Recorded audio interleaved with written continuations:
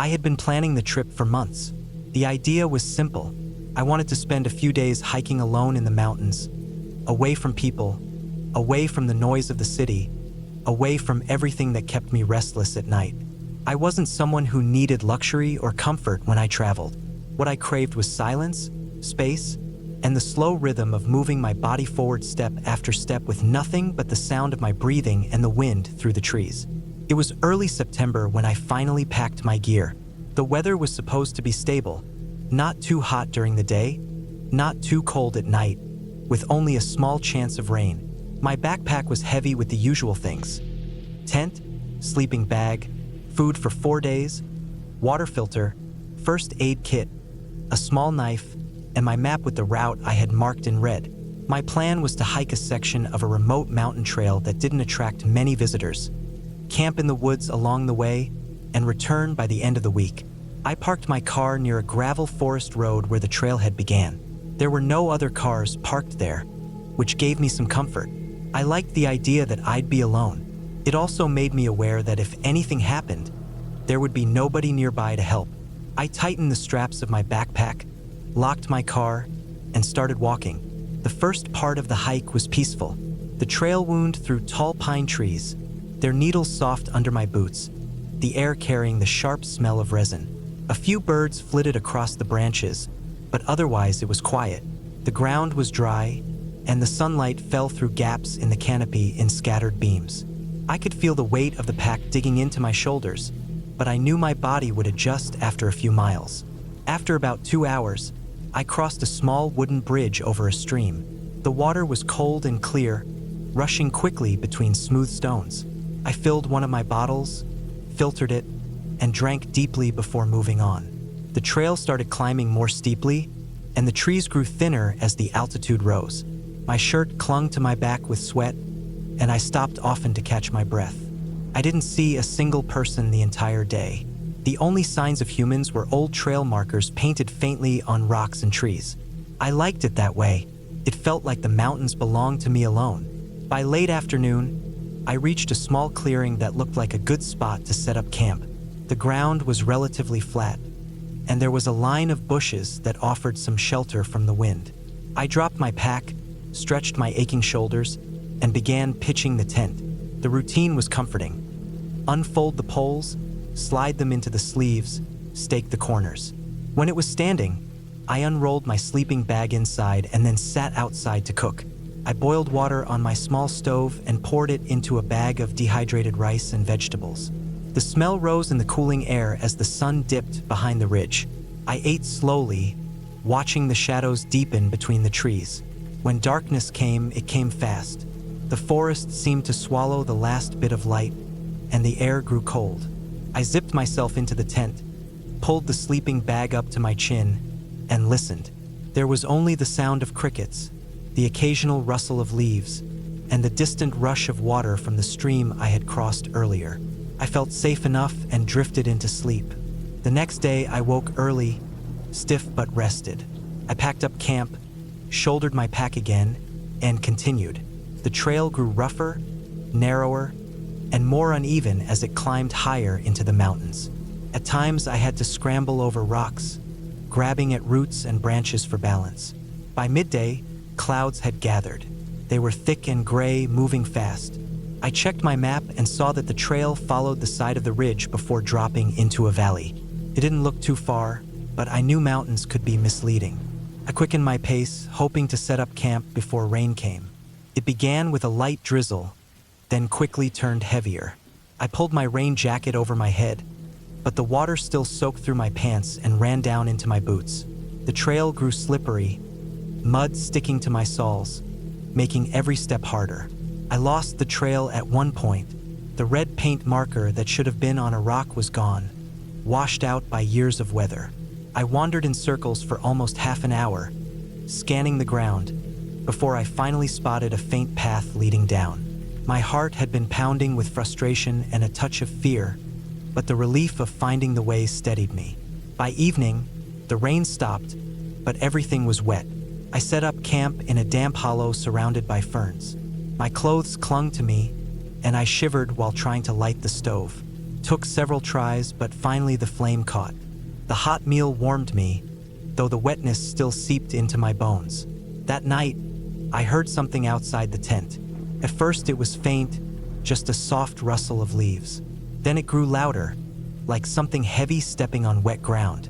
My body went tense, and I lay still, listening. The sound moved slowly around the edge of the campsite, then faded. I told myself it was probably a deer. Still, I barely slept, every noise pulling me awake again. The third day began with fog. It hung low between the trees, so thick I could barely see 20 feet ahead. The world felt muffled, every sound swallowed by the mist. I moved carefully, using my trekking poles to steady myself on the slick ground. Hours passed like that, walking through the white silence. Then the fog thinned as I reached the valley floor. The trees opened up, and I found myself in a wide meadow.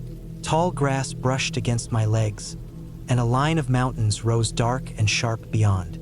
The view should have been beautiful, but something about the emptiness made me uneasy. As I crossed the meadow, I noticed flattened patches in the grass, as if something large had bedded down there recently. A sour smell hung in the air, faint but sharp, like rotting meat. I moved quickly, glancing over my shoulder more than once. The trail entered the forest again on the far side of the meadow. Here, the trees were closer together, their trunks black with moisture. The ground was uneven, with holes hidden beneath fallen leaves. At one point, my foot sank deep, and I had to yank it free, my boot coated in mud. It was in that forest that I realized I wasn't alone. The first sign was small, a broken branch on the ground, fresh and splintered, as if it had been stepped on. Then another deeper into the woods. My chest tightened. I stopped, listening, and heard it. Faint footsteps, not far behind me, trying to match my pace. I kept moving, pretending I hadn't noticed. My heartbeat thudded in my ears. Every time I slowed, the sound behind me slowed too.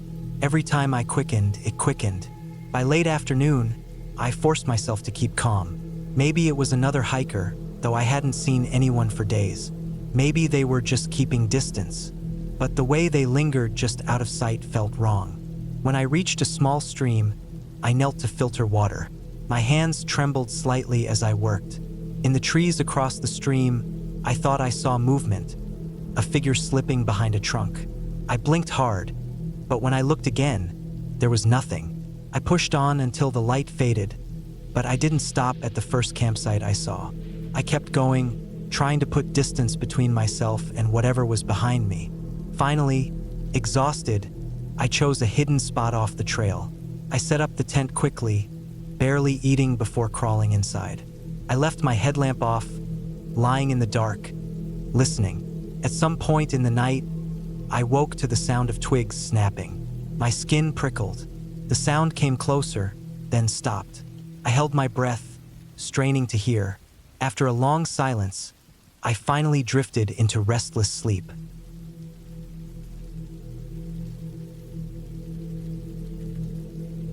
I had been planning a solo hiking trip for weeks. I had gone on plenty of hikes before, but I had never done one that would keep me out in the backcountry for multiple days by myself. I wanted to test myself, to see how I handled being alone in the wilderness without anyone to fall back on. I picked a mountain trail that I had read about online. It wasn't the most remote trail in the country, but it wasn't exactly popular either. It stretched through miles of thick forest, narrow valleys, and then climbed into higher ridges where the trees thinned out. The whole trail could take about 4 days if done slowly, maybe 3 if someone pushed harder. My plan was to do it in 4, pacing myself, camping at different points each night. I spent days checking my gear. I had my backpack, tent, sleeping bag, sleeping pad, food supplies, water filter, stove, map, compass, headlamp, extra batteries, and a first aid kit. I packed extra layers, rain gear, and a small emergency blanket. My boots were broken in, but I still threw in blister pads just in case. I felt ready. I felt like I had everything under control. The morning I left, the weather was clear. The forecast predicted stable conditions for a few days, though there was always a chance of sudden rain in the mountains. I parked my car near the trailhead, tightened the straps of my pack, and started walking. At first, the path was wide and gentle. Tall pines stood on both sides, and the ground was covered in soft needles. The air smelled clean and sharp. The sound of birds was everywhere, and every so often I could hear a squirrel rustling in the underbrush. For the first few miles, I felt strong and light. The weight of my pack wasn't bothering me yet, and I found myself walking faster than I had planned. I had to remind myself that I needed to save my energy. I slowed down, found a steady pace, and tried to take in the details around me. I noticed the way the morning sunlight filtered through the trees, making patches of golden light on the ground. I noticed how damp the air felt in the shaded parts of the trail. I could hear a distant stream somewhere downhill, though I couldn't see it. As the hours passed, the trail narrowed. Roots twisted across the dirt, and rocks jutted up in random spots. I had to watch every step. The forest felt thicker, darker.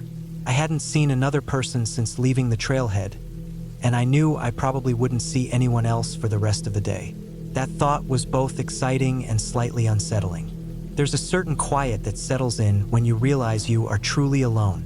Around midday, I stopped to eat. I dropped my pack, sat on a fallen log, and opened a bag of trail mix. I chewed slowly, drinking from my water bottle, and listened to the silence. The only sounds were the faint buzzing of insects and the occasional creak of trees swaying in the breeze. I thought about how small I was out here, surrounded by miles of forest in every direction. If something went wrong, it would be a long time before anyone even realized I was missing. I pushed on after my break. The trail began to climb, the ground rising steadily. My legs started to feel the weight of the pack, and sweat trickled down my back. I kept glancing at my map to check my progress. By late afternoon, I had covered enough distance to feel satisfied with the first day. I found a small clearing just off the trail, flat enough to pitch my tent. I set up camp carefully. I cleared away rocks and sticks, laid down my tent, and staked it in. Once the shelter was ready, I cooked a simple meal on my stove, ate, and cleaned everything up. I made sure my food was stored properly away from where I was sleeping. Then I sat back and watched the light fade from the forest. The sky above turned from pale blue to deeper shades of purple and then black. Stars began to appear one by one. The forest at night was different. Every sound was sharper, louder. Twigs snapping in the darkness made my heart jump. The wind moving through the trees sounded like distant footsteps. I told myself it was normal, just the way the woods always were at night. I zipped myself into my tent, slid into my sleeping bag, and tried to relax. It took a while, but eventually, I drifted into sleep. The next morning, I woke up to a gray sky. A damp chill hung in the air, and I realized it must have rained lightly during the night. My tent was speckled with drops of water. I packed everything quickly, ate a small breakfast, and started walking again. The trail was muddy in places, making it harder to keep a steady pace. My boots sank slightly with each step, and I had to watch out for slippery rocks. By midday, the trail led me to a narrow valley. Steep hills rose on either side, covered in thick brush. The path twisted back and forth, and the silence here felt heavier. It was as if the walls of the valley kept every sound trapped. My own footsteps echoed faintly. I walked slower, glancing around often, feeling a strange unease that I couldn't explain. I told myself it was just the isolation, but the feeling grew stronger the farther I went. I couldn't shake the thought that something was behind me. I stopped once, turned, and looked back down the trail. There was nothing there, just the winding path and the shadows of trees. Still, I felt exposed. Hours later, I climbed out of the valley and into higher ground. The trees began to thin, and I could see the landscape opening up ahead. Rolling hills stretched into the distance, and beyond them, taller ridges with rocky outcrops. The sky had cleared, and sunlight washed over everything. For a moment, I felt relief. That night, I camped near a small stream. The sound of running water was comforting, covering up the other noises of the forest. I washed my face in the cold current, filled my bottles, and sat back with my map to mark my progress. I was still on track. But again, when night came, the unease returned. As I lay in my tent, I heard something moving outside. Not the random rustle of a squirrel or the flutter of a bird, but something heavier. Something that moved slowly, deliberately. My body went rigid, my ears straining to pick up every sound. The steps came closer, paused, then shifted again. My mind raced through possibilities. A deer, maybe an elk, maybe even a bear. I kept as still as I could, gripping the small knife I had in my pack. Eventually, the sound faded. I stayed awake long after, listening, my body tense. At some point, exhaustion pulled me back into sleep.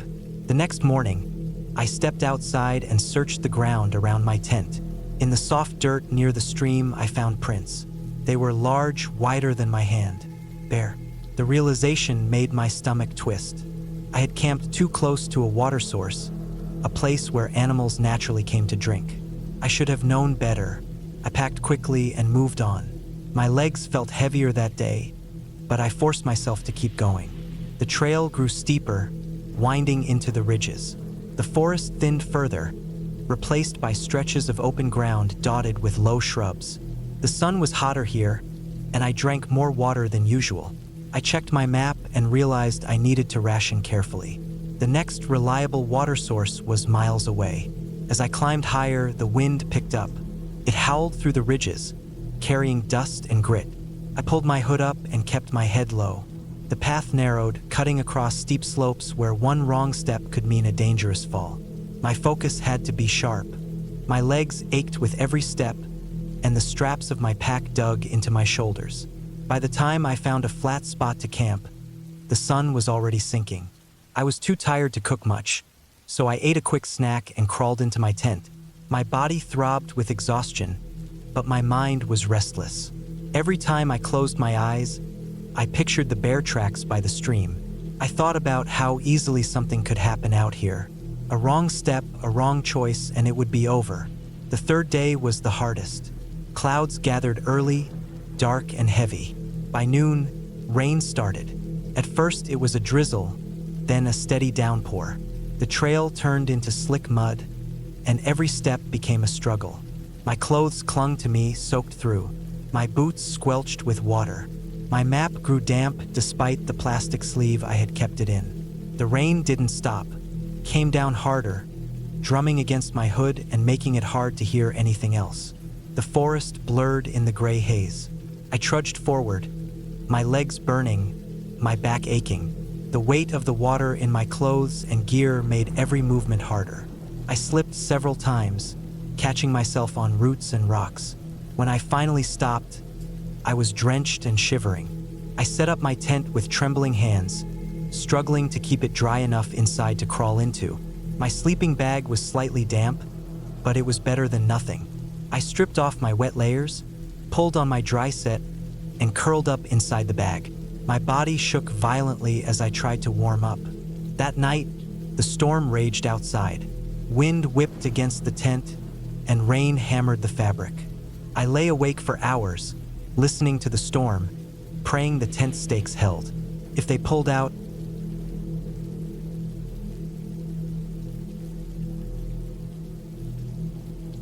I never thought a simple solo hike could change the way I looked at the woods forever. It started as an innocent plan, a weekend away from work and noise. I had read about a trail in the mountains, a ridge that overlooked valleys on both sides, a place not too far from where I lived. I had hiked alone before, though never this far, and never on a trail that seemed so isolated. Something in me wanted to push my limits, to be swallowed by silence and distance, to feel small and far away from the world. I packed carefully, maybe even too carefully. A heavy pack with a tent, sleeping bag, food, water filter, extra clothes, a flashlight, extra batteries, a lighter, and a first aid kit. I even carried a whistle and a small knife I never really used. I wore sturdy boots and broke them in weeks before, just to avoid blisters. The forecast showed clear skies, maybe some cold nights, but nothing dangerous. The trailhead was quiet when I arrived. Only one other car sat in the gravel lot, its windshield fogged from the early morning chill. I looked around, listening to the stillness, then locked my car and slung the pack over my shoulders. The weight was heavy but familiar, almost comforting at the start. The first stretch of trail cut through tall pines, their trunks packed close, needles forming a carpet that muffled my steps. I felt safe there, surrounded but not yet lost. The hours passed steadily. The trail climbed and twisted, sometimes opening up into wide clearings where the wind cut across my face. The sky was bright, the sun warm, and I felt strong. By noon, I had reached a rocky outcrop where the view opened into a valley so deep it looked like a green ocean rolling away forever. I ate a quick lunch there, listening to birds, watching shadows slide over the hills. I told myself I would set camp early, maybe around 4, near a water source. I had marked a few on the map. My goal was simple: hike up to the ridge, camp for the night, hike back down in the morning. Nothing complicated, nothing risky. The trail narrowed as it climbed. Roots and rocks forced me to watch my step constantly. The forest grew thicker, the air cooler. Every so often I caught sight of deer tracks pressed into the mud. Once, far in the trees, I thought I saw movement, something large and dark, but it vanished before I could focus. Bears lived in these woods, I knew, but I carried bear spray and food sealed in odor-proof bags. I told myself not to worry. By mid-afternoon, clouds had started to roll in, thin gray sheets that dimmed the light. The wind picked up and the temperature dropped fast. I pulled on a jacket and kept climbing, my eyes fixed on the ground, my breath fogging. I wanted to reach the ridge before stopping, even if it meant hiking longer than I planned. The ridge was different from the forest below. The trees thinned, the ground turned rocky, and the trail followed a sharp edge with steep drops on both sides. I could see for miles in every direction. Rolling hills, dark forests, a thin river glinting silver far below. It should have felt freeing, but instead, I felt exposed. The wind was stronger up there, and the silence was deeper. No birds, no rustle of leaves, just the hollow sound of air pushing past stone. I found a flat patch of ground just off the trail, shielded slightly by boulders. It wasn't ideal, but the light was fading fast and I didn't want to stumble further in the dark. I pitched the tent quickly, my hands stiff from cold, and boiled water for a simple meal. My pack felt lighter now, but my chest felt heavier. The world around me seemed too wide, too empty, like I had walked into a place that didn't care whether I stayed or left. As night fell, the clouds thickened until the ridge was swallowed by gray. No stars, no moon, just a dull, even darkness pressing against the fabric of the tent. I lay inside, wrapped in my bag, listening.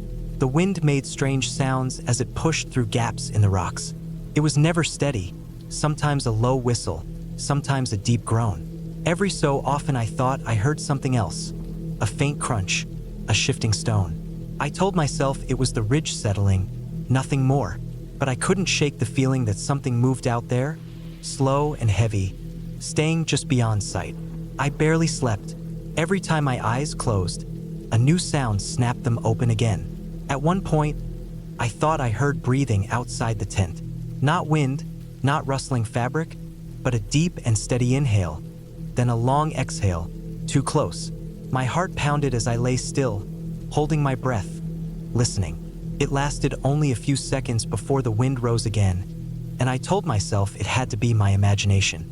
I clutched the knife by my side until the sky began to lighten. Morning came pale and cold. I packed quickly, eager to leave the ridge, but something about the trail looked different. Rocks that had been steady the day before seemed shifted, scattered, as if something had passed through in the night. A patch of dirt was freshly disturbed, as though something heavy had pressed down and moved on. I crouched to study it, my pulse quick. The marks weren't clear footprints, more like wide impressions. Uneven, too large for a deer, too strange for a bear. I stood and forced myself to keep walking. The way down felt harder than the way up. My legs ached, my pack dug into my shoulders, and the forest seemed darker, denser. The trail wasn't as clear as I remembered. Several times I stopped, unsure if I had strayed. The blazes on the trees were faint, chipped away, some almost hidden under moss. My map helped, but every step forward felt uncertain. Hours passed and I still hadn't reached the spot where I had eaten lunch the day before. The forest seemed to twist around me, each clearing looking like the last. The air grew damp, heavy with the smell of earth. That was when I heard it again, movement behind me. Slow, deliberate steps, matching mine. I froze and the sound stopped. When I moved again, it started again, always just out of sight. I didn't want to panic. I told myself it could be another hiker, though I hadn't seen anyone all day, or maybe an animal curious but keeping distance. I quickened my pace, sweat prickling down my back, my eyes flicking to the trees. Every shadow seemed to lean closer. By late afternoon, I was certain I had gone off the trail. The ground sloped in directions that didn't match the map. The blazes were gone. I found myself pushing through undergrowth, branches clawing at my arms. I stopped to catch my breath, and that's when I saw it, far between the trees. A dark shape standing still, too tall for a deer, too broad for a man. It didn't move. I blinked, and when I looked again, it was gone. Fear pressed hard in my chest. I turned in what I thought was the direction of the trail and pushed faster, stumbling over roots, slipping in mud. The forest seemed endless. My water was running low, my stomach hollow.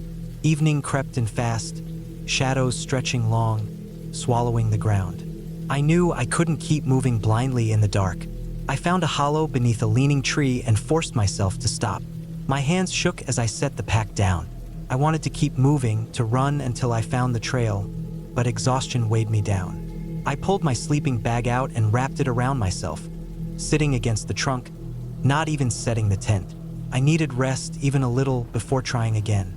The night was worse than the one on the ridge. Every sound was sharp, close. I could hear twigs snapping, leaves crunching. Sometimes it circled me, moving from one side to the other, always staying out of reach of the flashlight. My throat tightened every time I heard it, my chest aching with the effort of keeping silent. I gripped the knife until my hand went numb. At some point, exhaustion dragged me into a shallow sleep. I woke before dawn to the sound of something brushing against the tree, slow and scraping. I didn't move. I waited until the light grew just enough to see outlines. Then I grabbed my pack and forced myself to walk again. The forest seemed endless that day. My legs trembled with every step. I rationed the last of my water, chewing slowly on dry food. I followed what looked like a game trail, hoping it would lead somewhere. My head pounded with thirst and lack of sleep. Every now and then, I glanced behind me, half expecting to see that shape standing there. By late afternoon, I heard something new, faint rushing water. I stumbled toward it, hope burning through the fog of fear. I found a stream cutting through the rocks, its water clear and cold. I drank greedily, filling my bottle, splashing my face.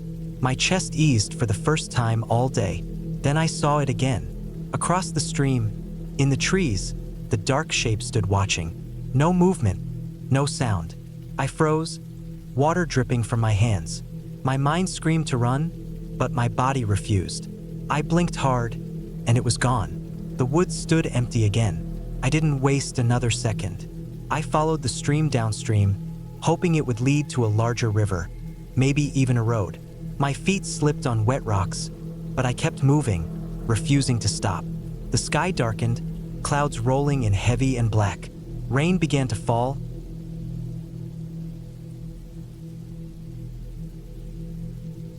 I had always enjoyed hiking. It was something that gave me peace of mind, something that cleared out the noise in my head.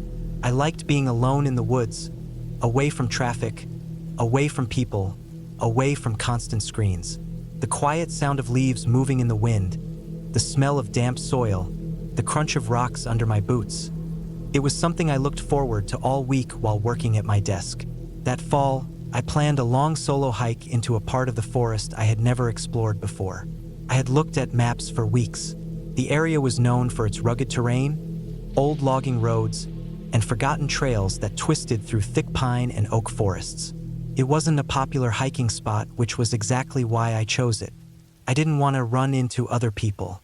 I wanted silence and the challenge of being alone in the wild. I packed carefully.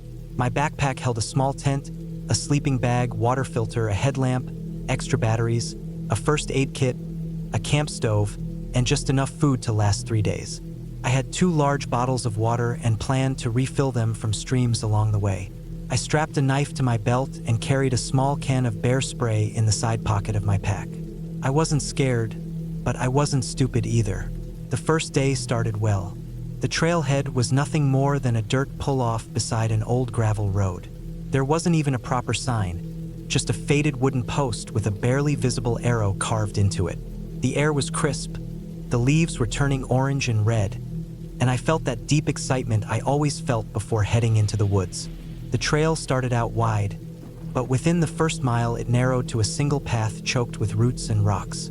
I moved at a steady pace, sweating under the weight of my pack, breathing in the cold air. My boots thudded against damp soil, and sometimes I had to push branches out of the way as I walked. It felt like I was walking deeper and deeper into another world, leaving behind the noise of civilization with each step. Hours passed like that.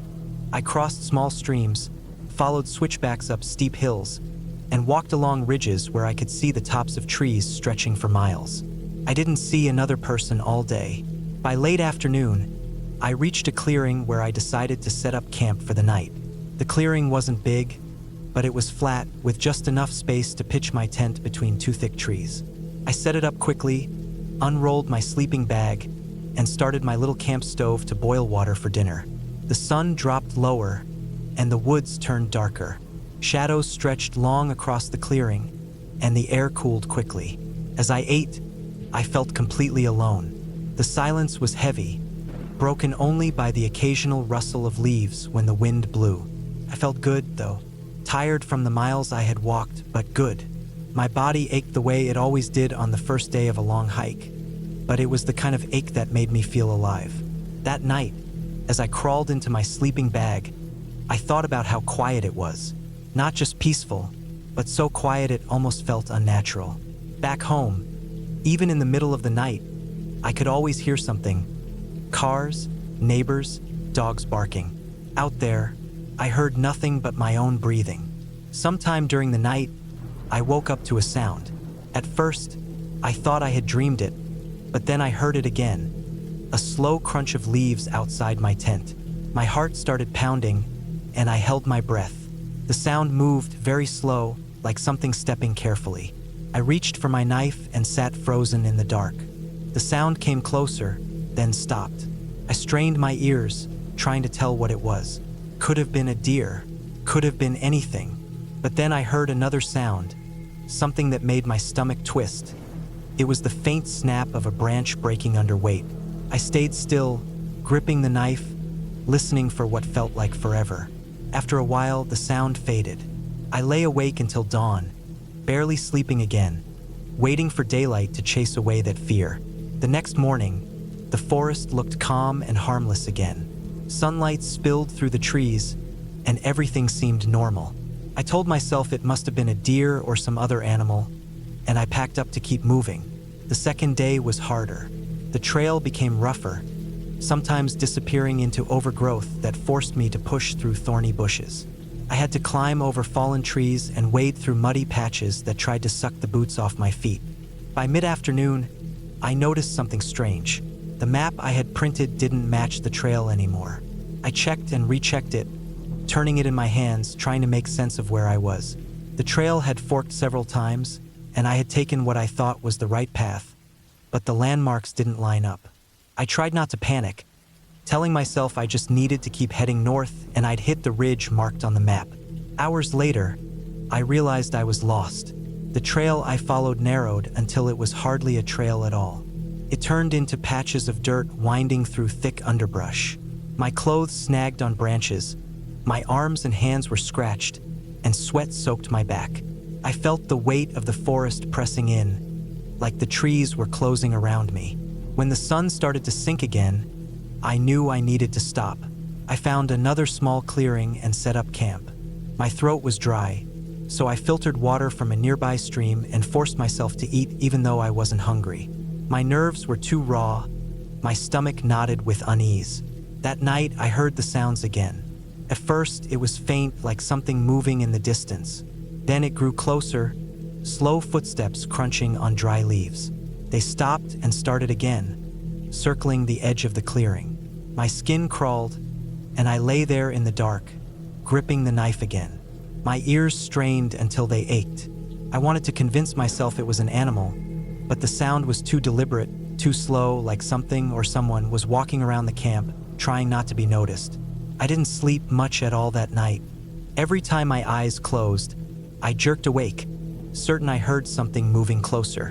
When morning finally came, my nerves were stretched so thin that I felt sick. I decided to backtrack to try to find the main trail again.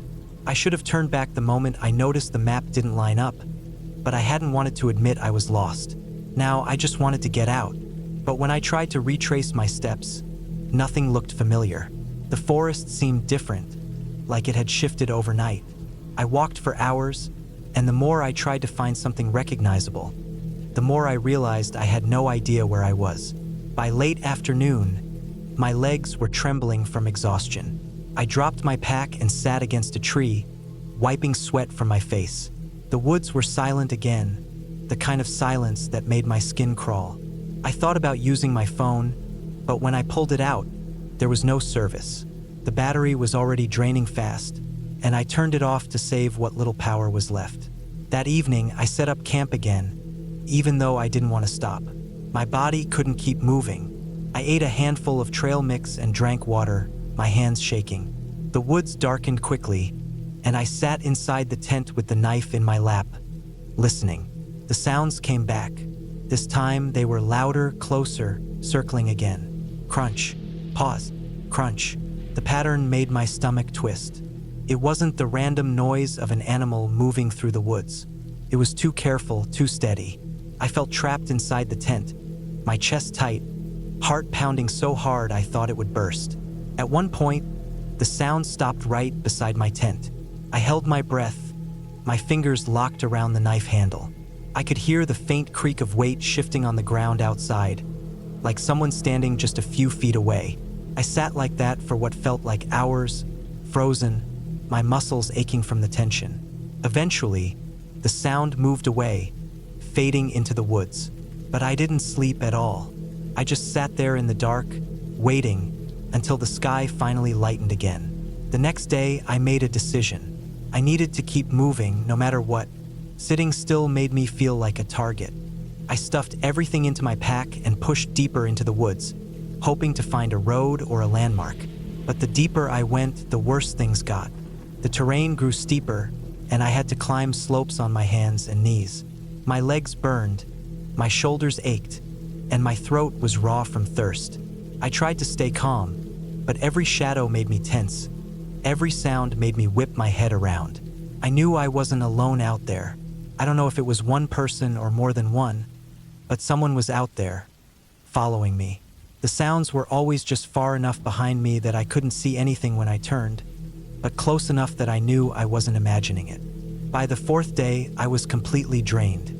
My food was almost gone, my water bottles nearly empty. I stumbled more than I walked, my legs heavy and unsteady.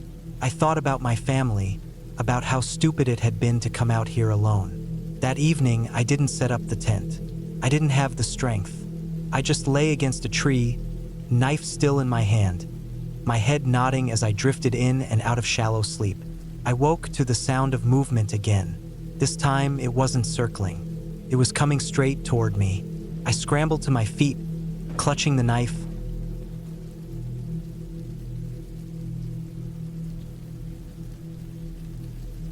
I have always enjoyed hiking. There is something about being far from the noise of cars, the glow of screens, and the constant push of other people that makes me feel like I can finally breathe. I used to go on small day hikes close to my home, but after years of building up my stamina and learning how to handle myself outdoors, I began going deeper and staying longer. By the time I was 30, I was used to carrying a heavy pack, navigating with a map and compass, and spending several days away from civilization. I thought I was prepared for almost anything the wilderness could throw at me. I was wrong. It was late September of 2018 when I decided to take a long solo hike in the mountains of northern Montana. I had some vacation days saved up and wanted to squeeze in one last big trip before the weather turned bad. The route I picked was ambitious but not insane. It was supposed to take me about 5 days if I kept a steady pace, looping through valleys, crossing high ridges, and passing a couple of remote lakes before circling back to the trailhead. I read reports online, checked topographic maps, and packed more food than I thought I would need. I carried a good tent, a sleeping bag rated for cold nights, water filters, bear spray, a sturdy knife, and even a small first aid kit. I told my brother where I was going and when I expected to be back. I thought I had covered everything. The first day went well. The air was cool, the sky was clear, and the trail climbed steadily through thick pine forest. I could hear birds in the trees and the distant rush of streams. The only sounds that belonged to me were the steady rhythm of my boots on dirt and the creak of my pack straps on my shoulders. By late afternoon, I had reached the ridge I was aiming for, and from there I could see miles of untouched wilderness stretching out in every direction. I felt small, but in a good way, like I was a visitor in something ancient. I set up camp just below the ridge where the trees blocked the wind, cooked a hot meal, and watched the sun dip below the horizon. When the stars came out, they filled the sky so thickly that it looked like someone had spilled white sand across black glass. I slept well that night. The second day was tougher. The trail dipped steeply into a valley, crossed a rocky creek, then climbed out again for what felt like hours. My legs burned, and sweat ran down my back despite the cool air. I kept sipping from my water bottle, taking short breaks, and reminding myself that I had done hikes like this before. I passed no one that day. The trail was narrow and overgrown in places, making me feel like I was moving deeper and deeper into land that rarely saw human boots. In the late afternoon, clouds began gathering, and by the time I found a flat spot near a small lake to pitch my tent, a cold drizzle had started falling. I pulled on my rain gear, boiled water for food, and crawled inside my shelter before the light was gone. The rain tapping against the nylon lulled me to sleep. When I woke on the third morning, the drizzle had turned into a light fog that clung to the trees and made the world feel hushed. I shook moisture off my tent and packed everything carefully. The trail wound along the edge of the lake, then cut back into forest that grew darker and thicker as I went. I had planned to cover a long stretch that day to make up for the slower pace of the second day. For hours I walked without seeing more than the occasional squirrel darting across the path. I felt a strange weight in the quiet, as if the silence itself was pressing on me. Around midday, while stopping to eat a quick snack on a fallen log, I thought I heard something in the trees behind me. It was faint, just a rustling sound that didn't quite match the breeze. I froze and waited, listening hard. My heart thumped in my chest. After a minute, the sound stopped. I told myself it was probably a deer moving through the undergrowth or maybe even a bear, though bears usually made more noise. I tightened my bear spray on my hip and kept going. As the hours stretched on, I started noticing more things that made me uneasy. A snapped branch here, a faint print in the mud there. Nothing screamed danger on its own, but together they added a low hum of worry in the back of my head. I tried to shake it off, reminding myself that the wilderness is full of natural signs like that. Still, I couldn't shake the feeling that I wasn't completely alone. By late afternoon, I was exhausted and looking for a place to camp. The terrain had become rough with jagged rocks and steep slopes. I finally found a flat patch of ground near a cluster of trees and set up my tent. My body was sore, my feet ached, and I wanted nothing more than to eat and sleep.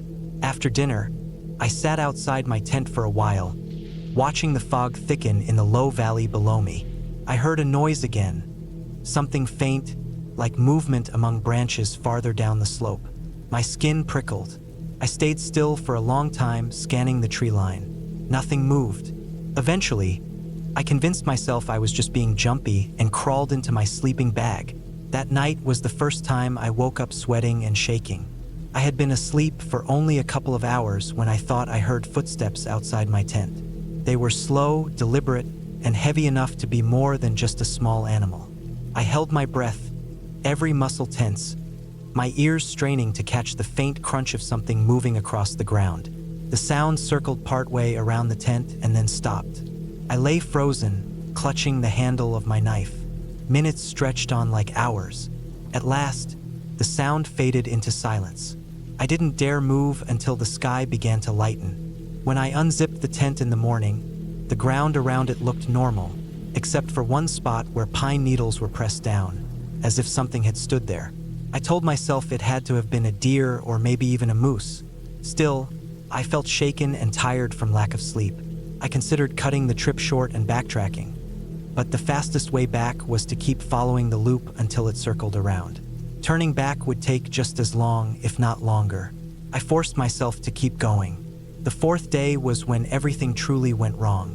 I was climbing a narrow section of trail that clung to the side of a steep slope when I saw clear footprints in the mud ahead of me.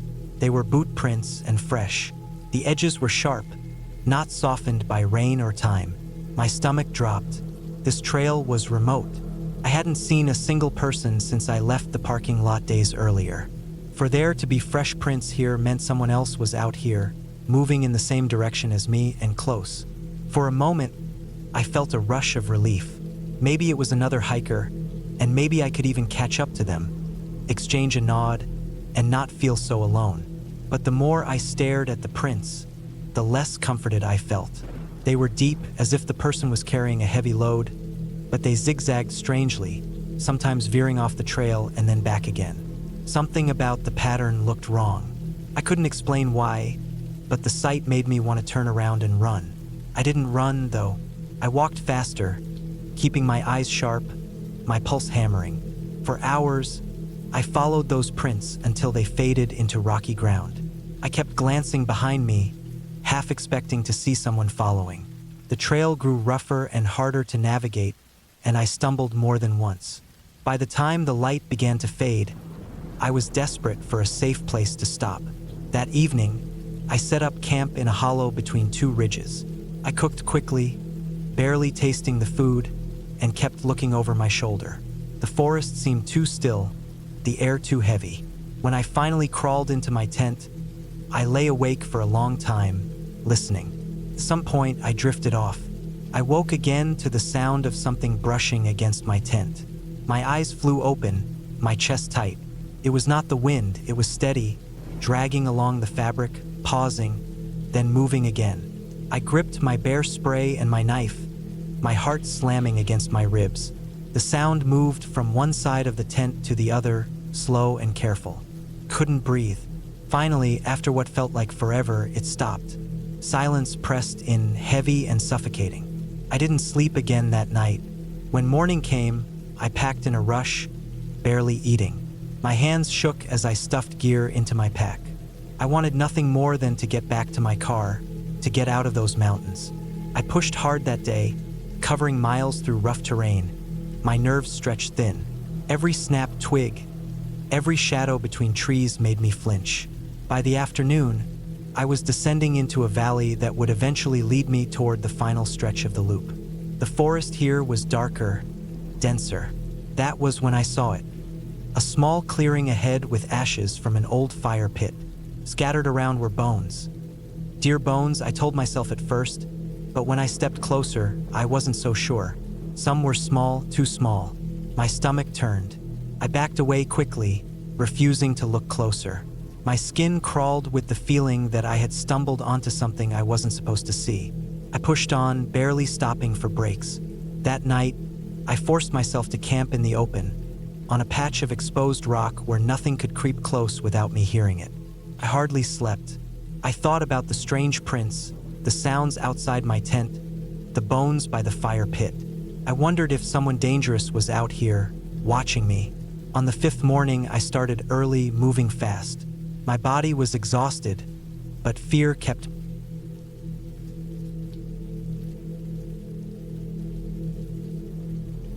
I had been hiking for years, but I had never gone out alone for more than a day or two. Most of my trips had been short loops, well-marked trails, or places where I knew I would run into other people at some point.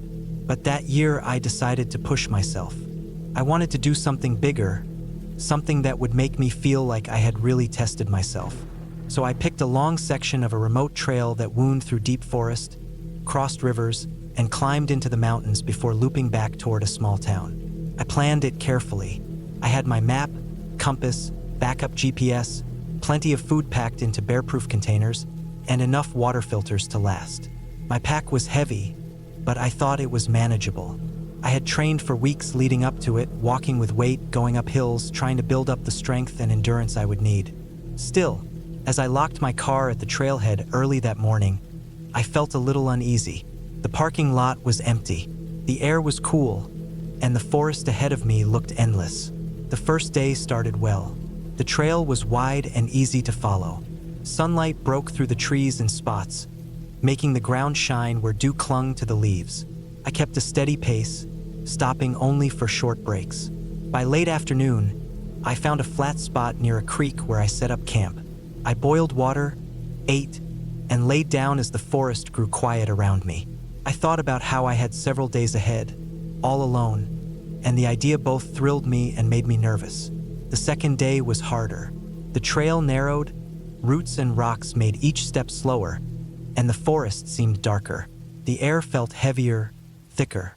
I pushed on, sweating hard, my shoulders aching from the pack. Around midday, I reached a steep section where the trail climbed up switchbacks along a ridge. It was exhausting, but the view at the top was worth it.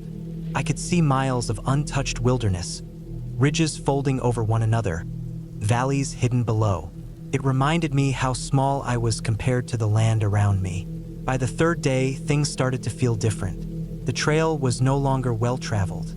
Plants grew over it in places, and fallen branches forced me to climb or go around. I realized I hadn't seen a single person since I left my car. Not one. No hikers, no campers, no footprints in the dirt. At first, that felt peaceful, but as the hours stretched on, it began to feel strange.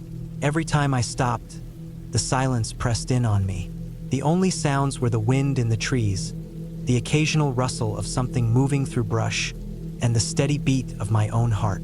That afternoon, while I was following the trail down into a narrow valley, I noticed something that made me pause. A set of boot prints in the mud. They weren't mine. They were older, maybe a few days, but they looked deep and uneven, as if the person had been walking with a limp or carrying something heavy. I followed them for a while until they faded into rocky ground, but I couldn't stop thinking about them. Someone had been out here, but where were they now? I camped near the river that night. The sound of rushing water filled the air, masking everything else. I tried to relax, but I kept glancing at the dark tree line, wondering who had made those prints. Sleep came in short bursts, broken by every snap of a branch or splash in the water.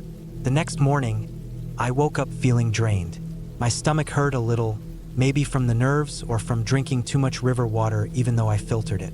I packed up slowly, telling myself I just needed to push through the next few days. The trail climbed again, winding along the side of a mountain. By midday, the sun was high, and the air felt hot. Sweat ran down my back. I stopped for water and pulled out my map. That's when I realized I wasn't exactly where I thought I was. The trail markings were faint, and I had missed a fork. I had taken the wrong direction hours earlier. According to my compass and the map, I was now pushing deeper into the wilderness, away from the loop that would have brought me back toward town. My stomach sank. I retraced my steps, but the fork wasn't clear. I kept walking in circles, checking the map again and again, trying to match the ridges and rivers to the lines on the paper. Everything looked the same. Endless trees, endless green, endless ridges rising and falling. I knew panicking would make things worse, so I decided to keep moving in what I believed was the right direction. I told myself that if I kept heading west, I'd eventually hit the main trail again or reach the road miles beyond the wilderness boundary. But hours passed, and nothing looked familiar. My feet ached, blisters formed, and I started to ration my food. That night, I camped on a flat patch of ground under a cluster of pines. I tried to stay calm, but my mind raced. I thought about the boot prints again. If someone else had gotten lost out here, maybe they had never made it out. The thought clung to me as the night deepened, and every rustle in the woods sounded closer than before. On the fifth day, I woke up feeling weak. I ate a small handful of dried food and packed up. My legs felt heavy and I stumbled often. I could hear running water in the distance, so I followed it, hoping it would lead me to a river I recognized. The ground grew marshy, sucking at my boots, slowing me down. My ankles twisted on hidden roots. That afternoon, I spotted something strange in the distance through the trees. At first I thought it was a trick of the light, but as I got closer, I realized it was a tarp, torn and half collapsed, tied between two trees. My chest tightened. Someone had camped here. I moved slowly, approaching the site. The tarp was old, weathered, and flapping in the wind. Beneath it lay a scattered pile of gear. An old backpack, some rusted cans, a boot with the sole half torn off. The gear looked abandoned for years, but the sight of it filled me with unease. Whoever had been here had never come back for their things. I searched through it but found nothing useful, only rot and rust. Still, the sight confirmed what I already feared. People had gotten lost out here before. That night, I didn't sleep. I lay in my tent, listening to the woods, every nerve tight. I thought I heard movement outside, but I told myself it was animals. I kept gripping my knife in the dark, even though I knew it wouldn't do much. The sixth day was worse. I was low on food, low on energy, and the land only grew rougher. The trail, if it could still be called that, was nearly invisible. I tripped constantly, cutting my hands on sharp rocks, bruising my shins. My throat burned with thirst even though I drank when I could. By evening, I stumbled upon something that stopped me cold. A jacket half buried in leaves. It was faded, torn at the sleeve, and stiff from weather. I dug it out, my hands shaking, and beneath it I found bones. Human bones, scattered and pale, moss growing between them. I dropped everything and backed away, my heart hammering. It was the clearest sign yet of what could happen if I didn't find my way out. I forced myself to move on, but the image stayed with me. That night, I didn't set up camp. I sat against a tree, too shaken to sleep, staring into the dark until exhaustion finally pulled me under. The seventh day, I decided to follow the river downstream no matter what. Water always led somewhere. I stumbled along the bank, slipping on wet rocks, grabbing branches to keep from falling. My body screamed for rest, but I kept going. My food was gone now, and I could feel myself weakening. Hours later, the sound of rushing water grew louder. I pushed forward, and then I saw it, the river widening into a gorge, a bridge spanning it in the distance. My knees nearly gave out. The bridge looked old, maybe for logging trucks or hikers years ago, but it was real. Beyond it, I could see the faint outline of a dirt road cutting through the trees. I forced myself to cross, every step shaky, until finally my boots hit the gravel of the road. Relief washed over me so hard I nearly collapsed. I had made it out.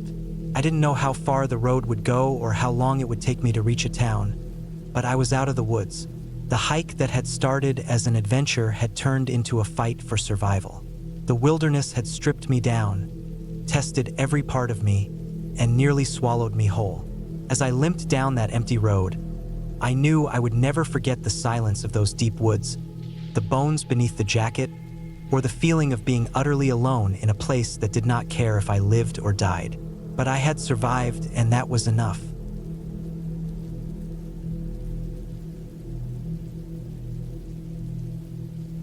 I never thought one simple hiking trip would stay stuck in my memory for the rest of my life. Hiking had always been something that gave me peace. I liked the slow rhythm of my boots hitting the dirt, the sound of wind moving through the trees, the sharp smell of pine needles under the sun, and the feeling of being away from the endless noise of roads and people. But that one hike I decided to take alone turned into something I could never have imagined. Something that taught me how fragile the body really is when nature turns against you. It started on a cool autumn morning. The air was crisp, and the sky was clear, stretched wide with a deep blue that looked endless. I had planned to hike a trail that looped around a mountain ridge and then descended into a valley where a small river ran. The whole loop was supposed to be about 20 miles. Long but doable if I started early. I had read about it online and thought it sounded like a good challenge. I packed light but carefully. A small tent, a sleeping bag, a water filter, a map, a compass, a headlamp, a first aid kit, extra socks, trail mix, protein bars, and a couple of sandwiches. My pack was tight and balanced. I had done this many times before. My boots were broken in and strong. I had layers of clothing ready in case the temperature dropped. Nothing about it felt unusual, felt like any other trip. The trailhead was empty when I arrived. Only my car sat in the lot, parked at the edge of the dirt clearing. It made me feel both calm and uneasy. Calm because I liked the idea of having the mountain to myself. Uneasy because there was nobody else around if something went wrong. I locked my car, slung my pack over my shoulders, and started walking. The first few miles were beautiful. The trail wound through thick forest, the ground soft with fallen leaves, the trunks of trees tall and straight. Squirrels darted through the underbrush, and the occasional bird fluttered from branch to branch. My breath came easy, and I moved at a steady pace, checking my map now and then to make sure I was on track. The ground climbed slowly but steadily, and after a couple of hours, I could feel the pull in my legs. I welcomed it. That burn was part of why I loved hiking. By midday, I reached the ridge. The trail broke out of the trees, and the view hit me like a wall. Miles of rolling hills and distant peaks spread out on the horizon. The valley below was cut by a silver ribbon of river, glinting in the sunlight. The air was thinner here, colder too. The wind pushed hard against my jacket, rattling the straps of my pack. I stopped to eat a sandwich while sitting on a rock, staring out across the open world. It felt good to be small compared to the size of everything around me. After lunch, I kept moving. The ridge trail was narrower than I expected. In some spots, it hugged the edge of the drop, nothing but loose gravel and a steep fall to one side. I moved carefully, planting each foot with intention, keeping my eyes on the ground instead of the dizzying space beside me. My heart rate spiked more than once, but I kept steady. The trouble started as I descended toward the valley. Clouds had begun to gather in the distance. At first, I didn't think much of them, but soon they grew thicker, darker, heavier. The wind shifted, cooler now, carrying the smell of wet earth. A storm was building. I had checked the forecast before leaving, and nothing had warned me about rain. But the mountains had their own rules, and weather here could change in minutes. I quickened my pace, hoping to reach the valley floor and set up camp before the rain came down hard. The trail twisted through switchbacks, sharp turns, and steep drops. My knees ached with the descent. The light dimmed as clouds swallowed the sun. I could feel the tension in the air, the weight of rain waiting to fall. By the time I reached the bottom, the first drops were already hitting the leaves around me. I pulled my rain jacket from my pack and put it on, then scanned the area for a place to camp. The river wasn't far, and I wanted to be close to water. I found a small clearing a little above the bank, flat enough to set my tent. The trees gave some cover, though not much. I hurried to pitch the tent as the rain grew heavier, the sound of it drumming against nylon filling the air. Inside the tent, I sat listening to the storm. The river's rush mixed with the pounding rain, and thunder cracked somewhere in the distance. It was both beautiful and unsettling. Alone in the woods, storms feel bigger, more alive. Every sound is sharper, every flash of lightning brighter. I tried to eat another sandwich, but my stomach was tight. I wasn't scared yet, just on edge. I told myself the storm would pass overnight, and I would continue the loop in the morning. I laid down in my sleeping bag, listening to the endless tapping of rain on fabric, until finally, I fell asleep. When I woke, the world outside was different. The rain had stopped, but the ground was soaked. Mud clung to everything, and the river below was swollen, moving fast and violent. The air was cold, my breath visible in the morning light. I packed up, laced my boots, and got ready to continue the trail. That was when I noticed the path on the other side of the river looked different. Parts of it were washed out, sections torn by the flood of water. I stood there staring, realizing that crossing would be dangerous. The river wasn't deep, but it was powerful. One slip and I would be dragged downstream into rocks and trees. I considered turning back the way I came, but that meant retracing nearly 10 miles of ridge trail with all those narrow, crumbling edges. Both choices were bad. I decided to wait a little to see if the water would calm. Hours passed, and nothing changed. My food supply was limited. I had enough for maybe another day or two, not enough to waste sitting still.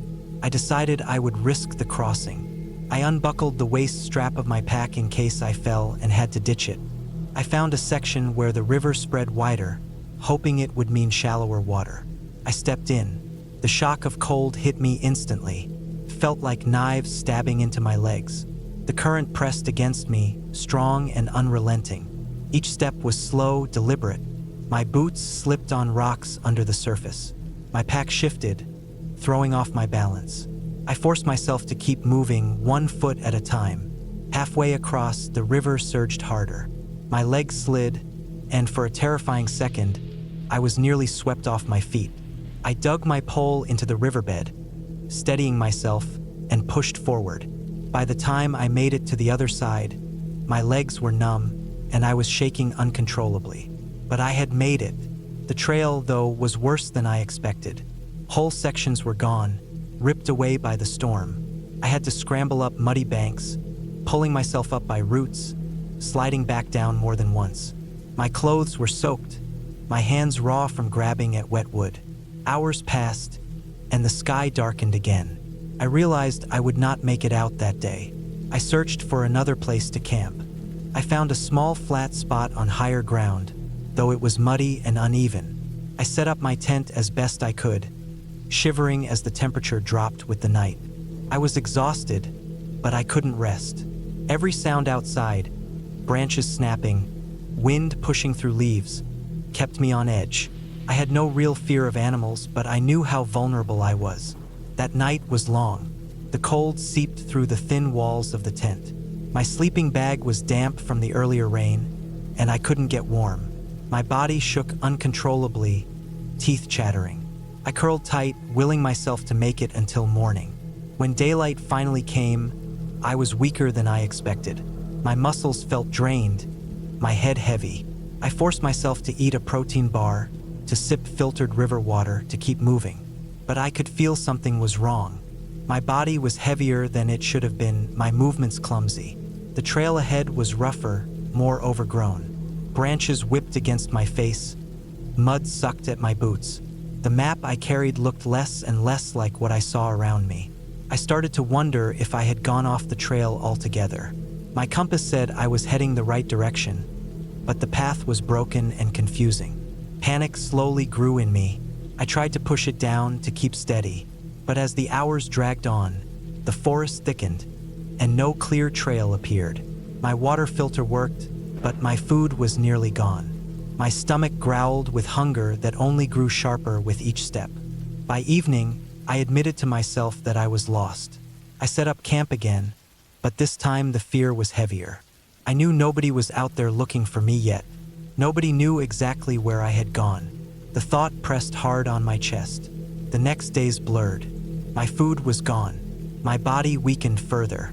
I tried to ration energy, but I still forced myself to walk, hoping to find a road, a sign, anything. My legs shook with every climb. My lips cracked from cold air and lack of real nutrition. I thought about my car waiting at the trailhead, a place that now felt impossibly far. On the 4th day without food, my body began to fail. I stumbled more than I walked. My vision swam at times.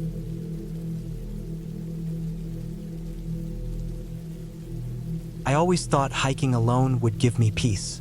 I had been on plenty of trails before, most of them well-marked and popular, but I wanted something different this time. I wanted to be away from the noise of people, away from the sight of cars, away from every distraction. I craved silence and wanted to test myself on something a little tougher. That was how I ended up planning a solo hike deep in the backcountry of the mountains. The trail I picked was long but not considered extremely difficult. The biggest challenge was its isolation. It cut through dense forest, passed over ridges, and weaved between valleys where streams carved through the rock. I read online that not many people used it anymore since newer, more scenic routes were made closer to town. That sounded perfect to me. I imagined myself walking for miles with nothing but trees, fresh air, and the sound of my boots pressing into the dirt. I packed carefully, a large backpack with water, food for 2 days even though I planned to be out just one, a map printed from the ranger site, a compass, first aid kit, flashlight, and an emergency blanket. My knife sat clipped to the strap. I thought I had covered everything. I even made sure to wear new hiking boots I had already broken in. The trail wasn't meant to be treacherous, but in the mountains you always prepare for the unexpected. The morning of the hike was cool and gray. The air smelled like wet leaves from the rain the night before. The ground was damp but not muddy, and the forest looked heavy with water, like each branch carried 1,000 tiny droplets. I parked at the small dirt pull-off that marked the start of the trail. My car was the only one there, which didn't surprise me. I locked it, slid the straps of my backpack on, and started down the path. First, it was everything I had hoped for. The quiet was almost too much, but I grew used to it. Every sound stood out. The crunch of leaves under my boots, the distant rush of a stream, the call of a bird echoing across the trees.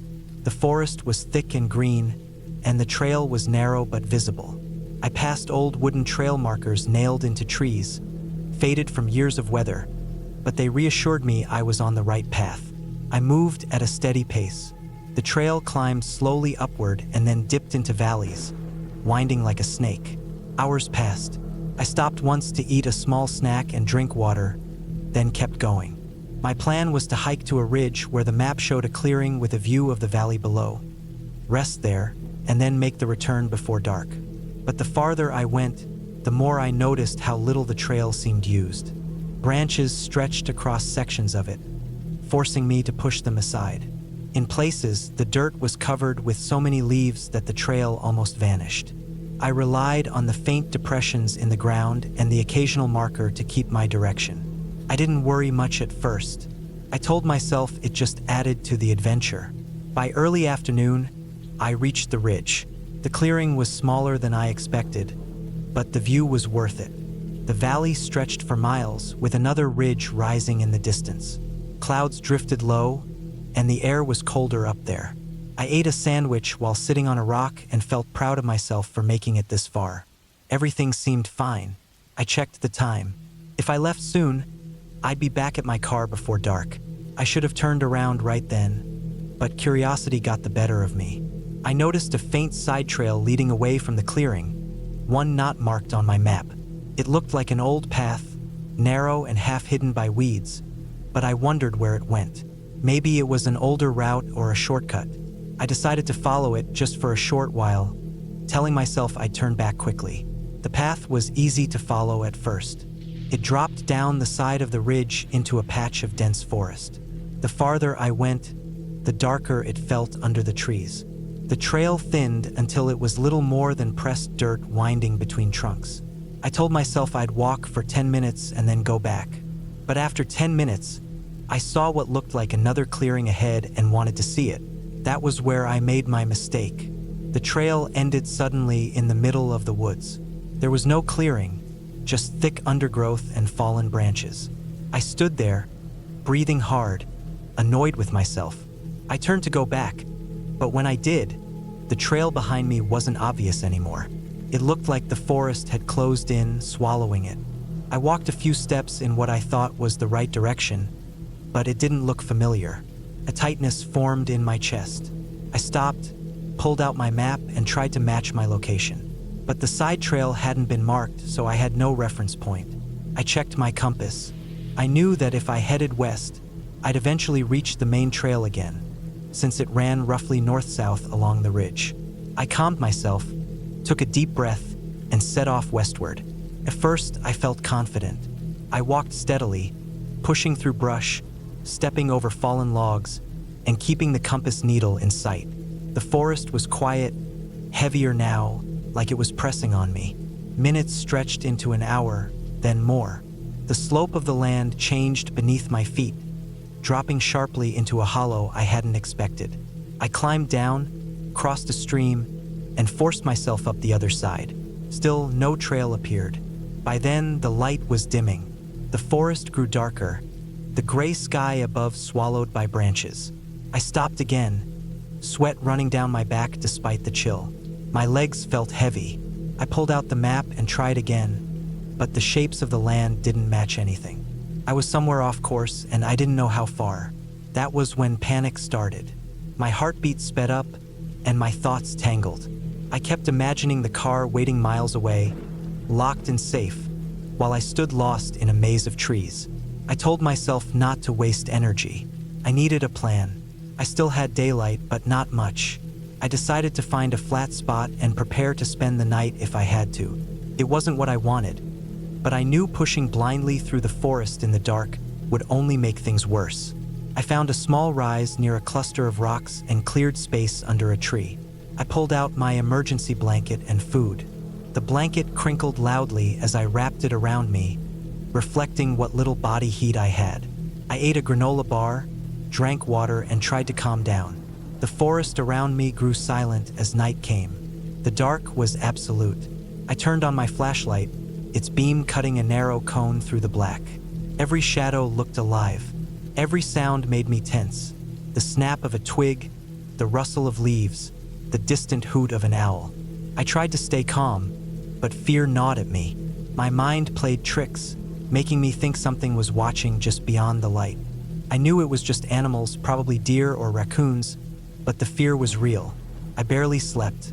I drifted in and out, waking at every sound, shivering under the thin blanket. When morning finally came, I felt drained but grateful for the light. I ate a small breakfast, packed up, and decided to try again. I checked my compass. My plan was to head southwest now, since the map showed a road in that direction several miles from the ridge. If I could reach that, I'd be safe. The day dragged on as I stumbled through the forest. My legs ached, and my throat grew dry. I rationed water carefully, but it was running low. I followed ridges, dropped into gullies, and crossed streams, always keeping my compass steady. Still, nothing looked right. The forest stretched endlessly, repeating itself, the same pines, the same rocks, the same slopes. By afternoon, I found myself at the edge of a steep drop. Below was a wide ravine filled with tangled trees and brush. I knew I couldn't go around, it stretched too far, so I had to climb down. My boots slid on loose dirt. I grabbed roots to steady myself, lowering step by step, until I reached the bottom. The air there was colder and damp, and the sound of trickling water echoed. I followed the stream at the bottom, hoping it might lead to something, but it only wound deeper into the forest. My feet slipped on mossy rocks, and once I nearly fell into the water. My nerves frayed with every step. As the second night came, I realized how serious things were. My food was half gone, my water nearly empty, and I was still lost. I found another spot to rest, this time near the stream.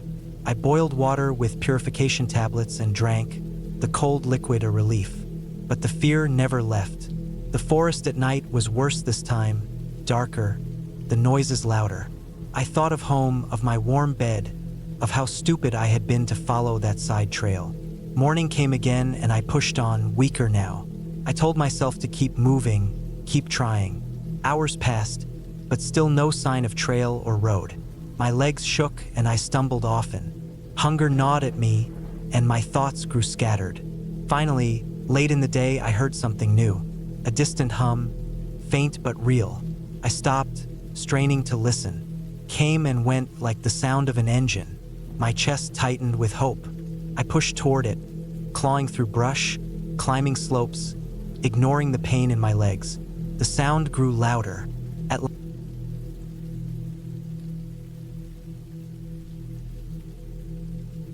I had been planning that hiking trip for weeks. The summer had been long and tiring, and I wanted a break from everything. The idea of walking alone in nature, far away from noise and city life, felt perfect. I packed carefully, making sure I had enough food, water, and gear. My backpack carried the usual things: tent, sleeping bag, extra clothes, first aid kit, water filter, flashlight, batteries, and a few tools. I had maps printed out, even though I also had a GPS on my phone. I had studied the route for days, tracing every trail and side path. The place I chose was a canyon area in the mountains, several hours away from the nearest town. It wasn't the most popular trail, but it was marked on the maps. That was what I wanted: quiet, not many people, only nature around me.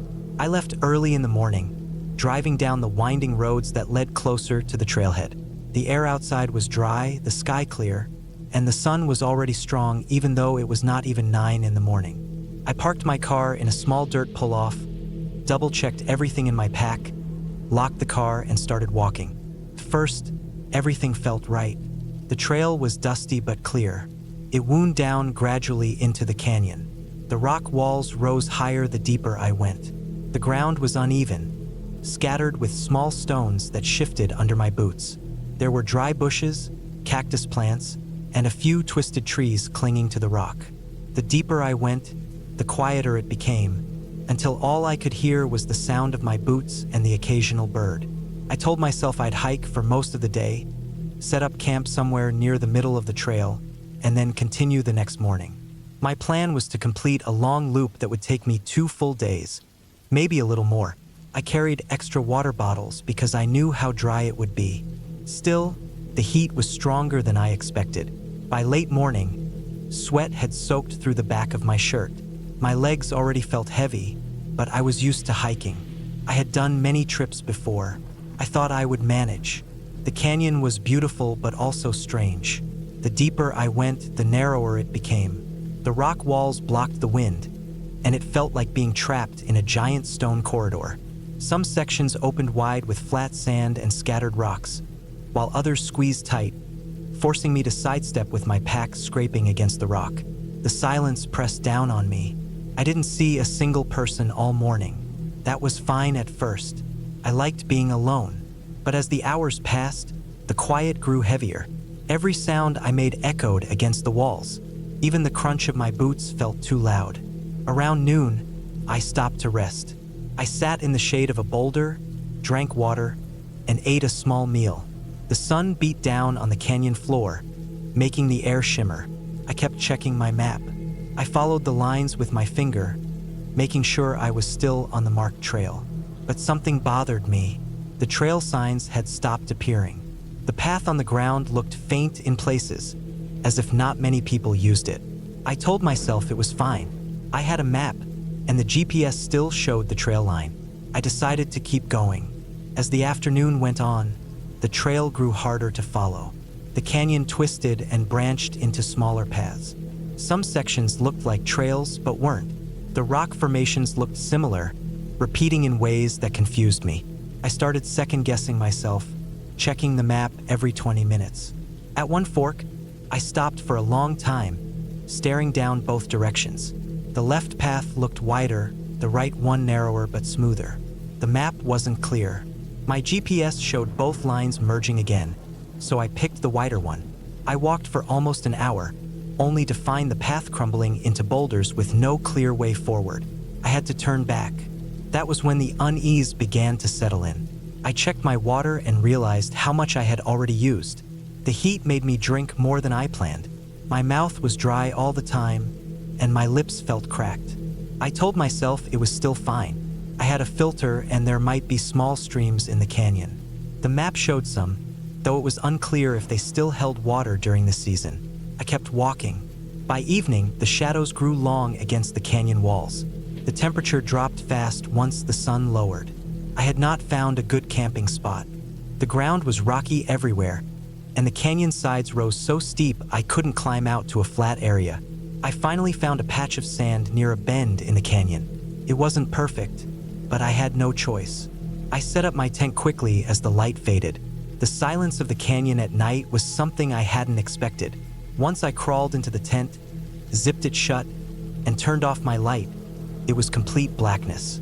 No distant cars, no planes, no voices, only the occasional crack of a rock shifting in the cool air. I lay awake for a long time, listening to my heartbeat. The second day started badly. I woke up sore, my back stiff from the hard ground. I packed up early and checked my supplies. I had less water than I wanted. I decided to speed up, to push through and finish the loop before night. I followed what I thought was the right path, but the canyon walls seemed to play tricks on me. The trail signs never returned. I began to realize how easy it was to get lost here. The walls looked the same in every direction. Red and brown stone, jagged cracks, and scattered rocks. My GPS helped, but the signal flickered sometimes, bouncing off the canyon walls. I would stand still for minutes, waiting for it to settle, but the line on the screen jumped back and forth. I told myself to stay calm. By midday, The heat was worse than the first day. My clothes stuck to my skin. My head pounded. I checked my bottles and felt panic creep in. I had drunk too much already. I forced myself to take small sips, but thirst gnawed at me constantly. I searched for the streams marked on the map, but every dry bed I found was nothing but cracked mud and scattered stones. I crouched down, scraping the dirt with my hands, but there was no moisture at all. I felt a wave of dread wash over me. Hours passed, and I began to stumble more. My legs felt heavier, and my lips stung with dryness. I had not seen a single person since I started. I tried to focus on moving forward, telling myself that if I just kept walking, I would find the right path. But every turn led to more walls, more dead ends. I started climbing over rocks, trying to cut across, but my pack made it hard. At one point, I slipped, scraping my arm against a sharp edge. Blood trickled down, and I wrapped it quickly with a bandage from my kit. The cut wasn't deep, but it scared me. I realized how alone I was. If something worse happened, no one would know. By late afternoon, I was completely lost. My GPS battery dropped low. I had brought a power bank, but even with that, I couldn't trust the signal in the canyon. I looked at the map again and again, trying to match it with the curves of the rock around me, but nothing looked right anymore. My throat felt raw. My water bottles were almost empty. I stopped under a small overhang to rest. My body shook with exhaustion. For the first time, real fear took hold. Not just unease, but the heavy, sinking feeling that I might not make it out. I forced myself up and kept moving, but slower now. Every sound around me made me jump. A rock sliding down the wall, the flap of a bird's wings, each one made my chest tighten. The canyon was not just quiet anymore. It felt hostile, like it was closing in. The air grew cooler as the sun dropped, but my thirst grew unbearable. I could barely swallow. My tongue stuck to the roof of my mouth. I started scanning every shadow for water, listening for the faintest sound of a trickle. Nothing came. That night, I didn't set up my tent. I was too weak. I lay down on the sand with my sleeping bag, staring at the black sky above the narrow gap of the canyon. I barely slept. My body ached. My lips cracked open, and every time I closed my eyes, I saw images of streams, fountains, ice. My mind drifted in and out, mixing dreams with reality. At one point, I woke with the feeling that something had touched my foot, but when I sat up and shined my light, there was nothing there but rocks and sand. My nerves were fraying. The third day was worse. I had almost no water left. My legs shook as I walked. My stomach cramped with hunger, though thirst drowned out everything else. My head spun when I tried to focus. I kept moving, but it felt like wandering in circles. The canyon stretched on forever, twisting, splitting, and rejoining. The map was useless now. My GPS had died completely. My only hope was to keep going and pray I found a way out. The silence pressed in harder than ever. I felt like the canyon was swallowing me. By midday, I collapsed under a boulder. My mouth was so dry I couldn't even spit. I opened my last bottle and stared at the tiny bit left. I sipped half, then forced myself to save the rest, though my body screamed for it. I thought about my car, sitting miles away on the dirt road. I thought about people driving past, not knowing I was somewhere trapped in this maze of stone. The thought crushed me. I felt small and helpless. Somehow,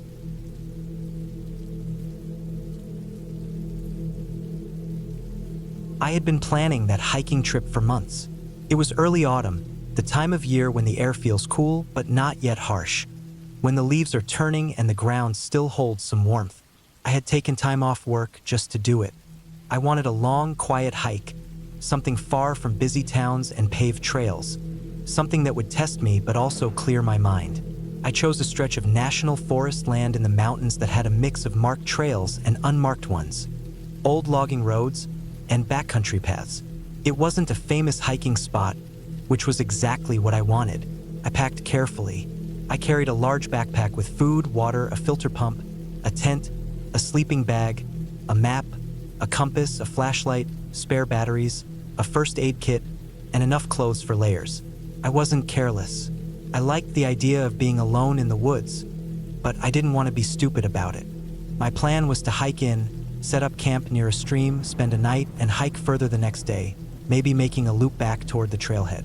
I figured 2 or 3 nights would be enough to feel like I had gotten away from everything. The trail started simple. It was a dirt path with a gentle incline, covered in fallen leaves. The trees rose high, and I could hear birds scattered above me, moving branches, calling out, their voices echoing in the stillness. Every step crunched under my boots, and every breath I took made me feel calmer. I didn't see anyone else that first morning, and the deeper I went, the quieter it became. About 2 hours in, I came across the first sign that this place wasn't often used. The trail narrowed and became less distinct. The paint blazes on the trees were faint, some flaking off entirely. I had to look hard to see them sometimes, and other times I just relied on the compass and the lay of the land. I liked that. It felt raw, like I was stepping into something forgotten. I stopped for lunch near a small clearing. I sat on a fallen log, ate a sandwich I had packed, drank water, and listened. The forest was thick and calm, but there was always movement if I paid attention. The buzz of insects, the shuffle of small creatures in the underbrush, the shifting of branches. I felt small but alive. After lunch, I pushed further. The trail rose up into rocky terrain, where roots broke through the soil and stones jutted out unevenly. I had to climb at some points, using my hands to steady myself. Slowed me down, but I liked the challenge. Eventually, I reached a ridge where I could see far out across the valley.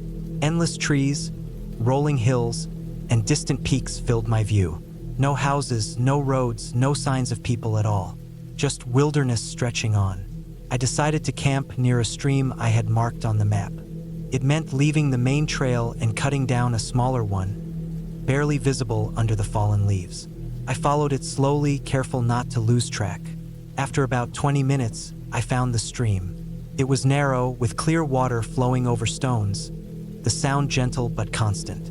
I set up my tent on a flat patch of ground a little higher up, just far enough from the water so the ground wasn't damp.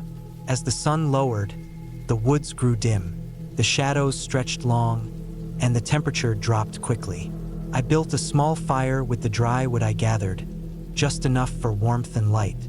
I cooked a simple meal from my supplies, ate slowly, and let the fire burn down while the forest around me went dark. The stars came out sharp above the treetops, and the air turned cold enough that I could see my breath. I crawled into my sleeping bag, zipped the tent, and listened as the night wrapped itself around me. The first night was calm, but I woke several times. The forest was alive even then. I heard owls calling, small animals skittering, branches snapping here and there. Each time I woke, I lay still and listened, reminding myself that it was normal, that the woods never slept. Still, it kept me on edge. At one point, I thought I heard something heavier moving in the distance, but it faded quickly, and I told myself it was a deer. By morning, the frost had settled on the grass. My tent was cold, and my fingers were stiff when I unzipped the flap.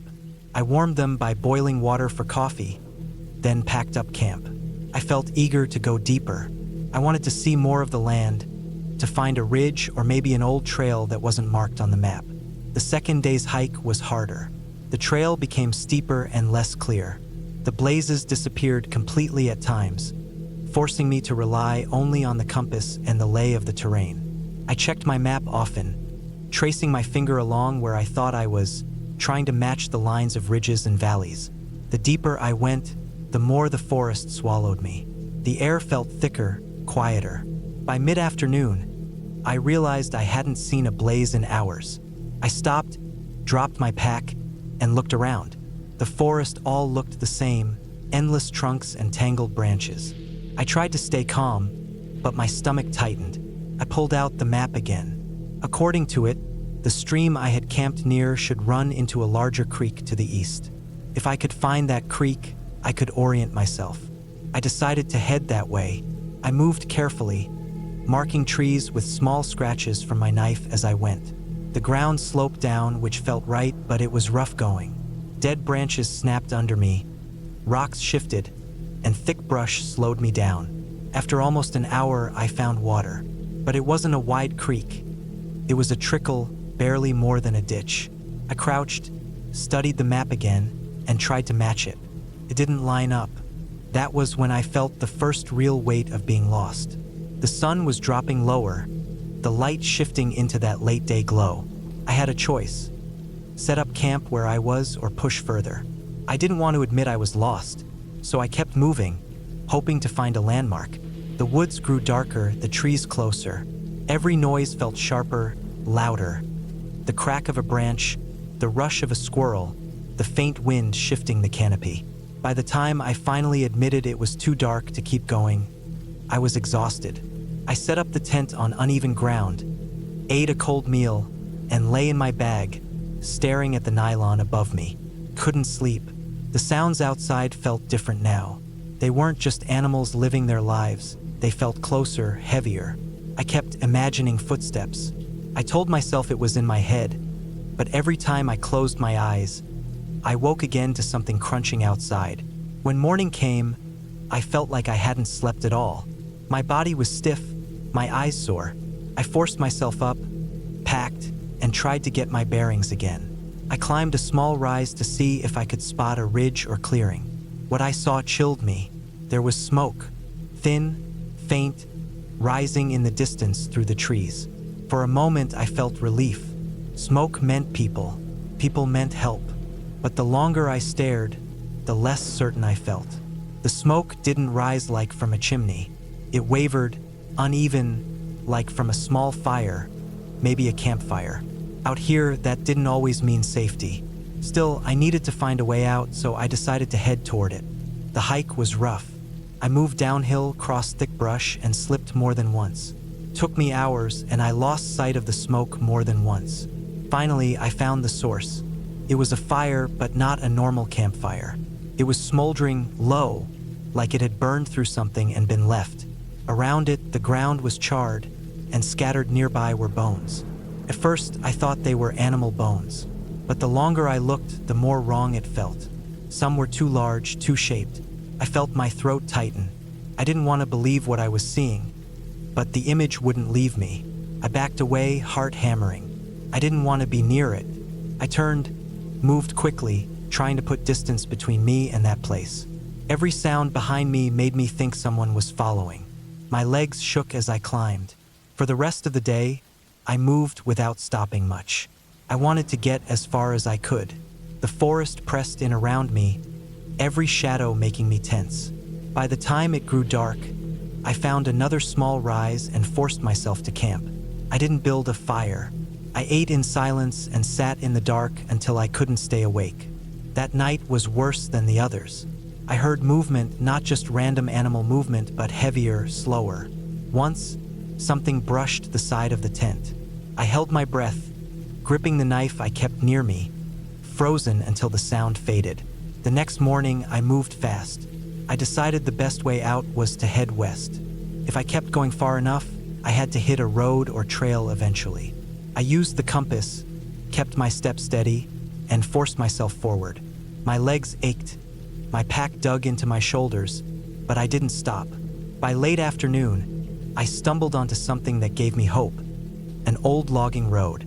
It was overgrown, grass and brush pushing through the cracks, but it was a road. That meant it had to lead somewhere. I followed it, twisted through the forest, faded at times, but I kept to it. Hours passed. Finally, as the light was nearly gone, I saw something ahead, a shape.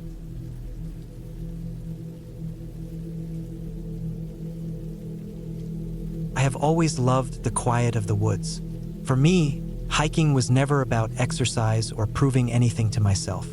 It was about peace.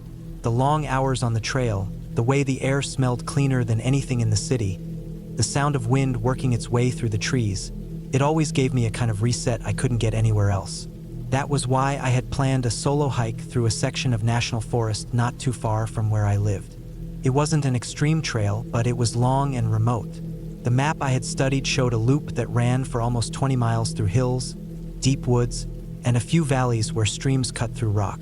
I figured I could do the whole loop in a day if I started early, but I packed enough gear to spend the night just in case. I left my car at the trailhead early in the morning. The lot was empty, which made me happy because I wanted the trail to myself. The sky was pale and the air was cool. I strapped on my backpack, tightened the straps across my chest and waist, and started walking. The first few miles were easy. The ground was soft from pine needles, and the slope was mild. I kept a steady pace and listened to the sound of birds waking up. The sun rose higher, making the woods brighter, but the trees were tall enough to keep most of the trail shaded. By mid-morning, I had reached a section where the trail climbed sharply up the side of a ridge.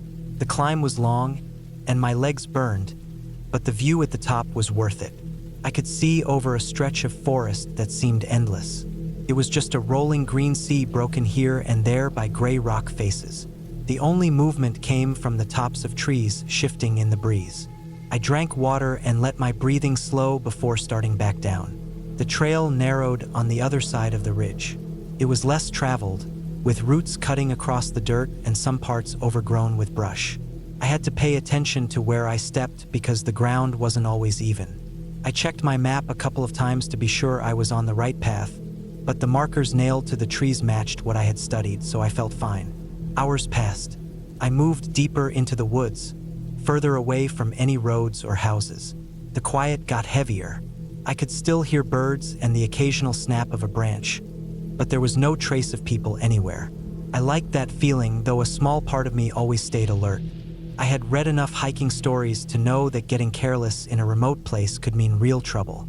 That thought was in the back of my mind when I reached the valley. The valley was steep on both sides, with a creek running through the bottom. The trail wound down in switchbacks until it met a wooden footbridge that crossed the water. I stopped there to refill my bottle using my filter.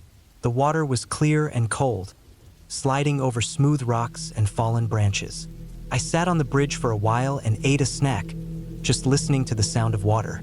It was when I stood up to keep moving that I felt the first hint of unease.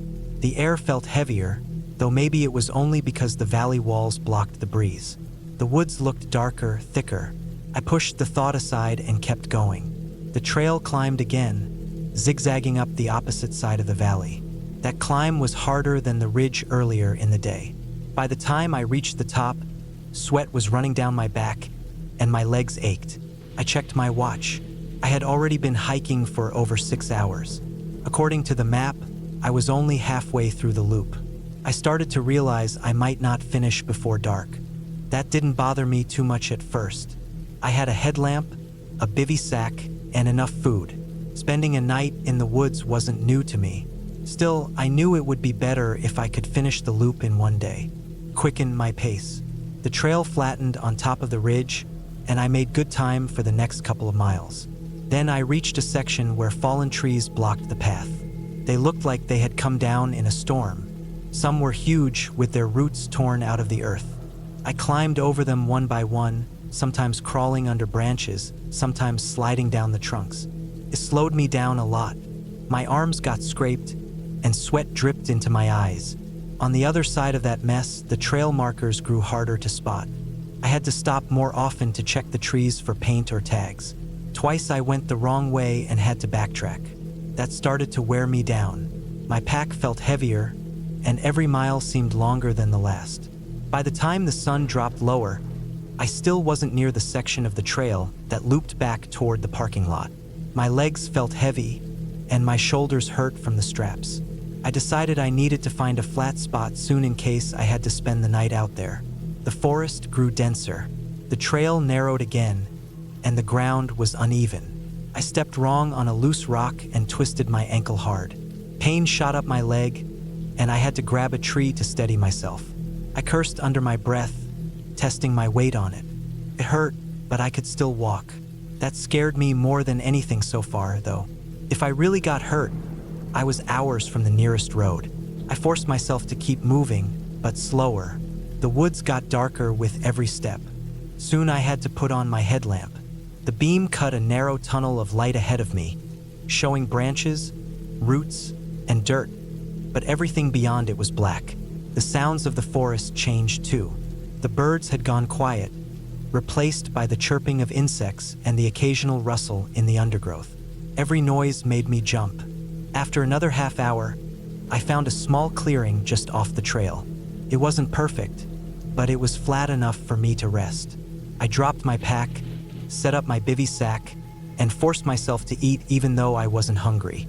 My ankle throbbed, and the skin on my shoulders burned from where the straps had rubbed all day. I lay there in the dark, staring up at the faint outline of tree branches against the night sky. Couldn't sleep. Every sound kept me awake.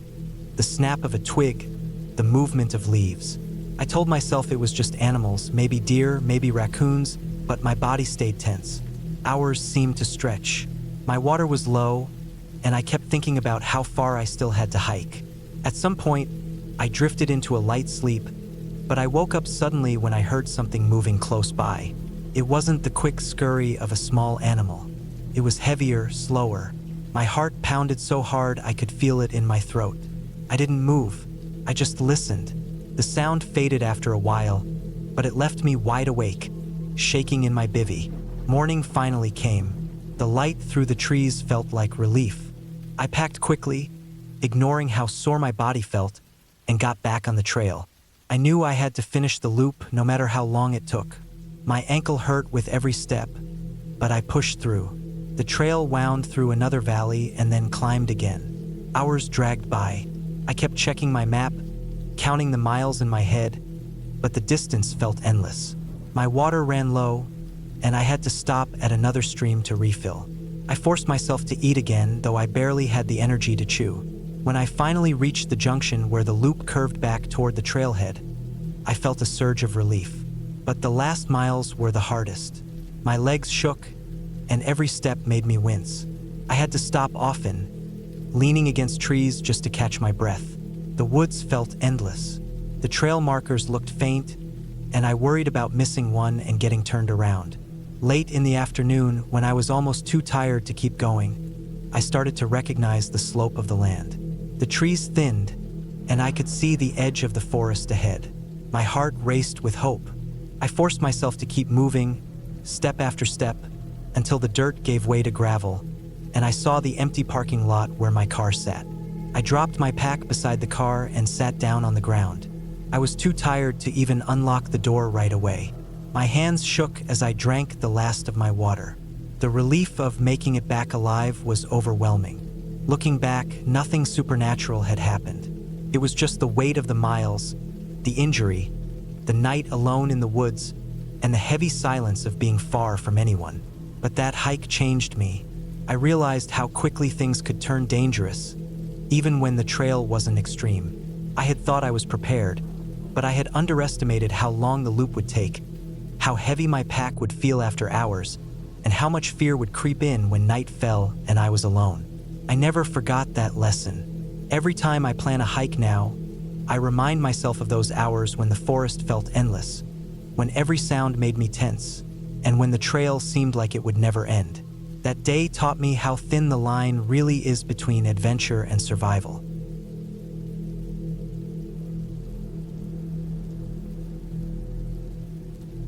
I had planned the trip for weeks. I wanted something quiet, something away from the usual noise of towns and highways. I picked a long hiking trail that went deep into a gorge, through a mix of rocky cliffs, thick forest, and twisting streams that cut their way between walls of stone. I had studied maps, packed what I thought I needed, and told myself that this was just another hike. I had done plenty before, though never one this long and this remote. I figured I was ready. I wasn't. The first morning of the hike, everything felt normal. The air was cool, damp from a storm the night before. The sky was gray, but not threatening. I parked at a small gravel lot near the trailhead, slung my pack over my shoulders, and started down the narrow dirt path that immediately dipped into the trees. The sound of the highway faded fast, swallowed by the rustling leaves and the faint roar of water running somewhere below. The gorge was deeper than I expected. Within the first mile, the path dropped steeply, forcing me to lean back on my heels and grab branches for balance. The dirt was still wet from the rain, slick in places, and my boots slipped more than once.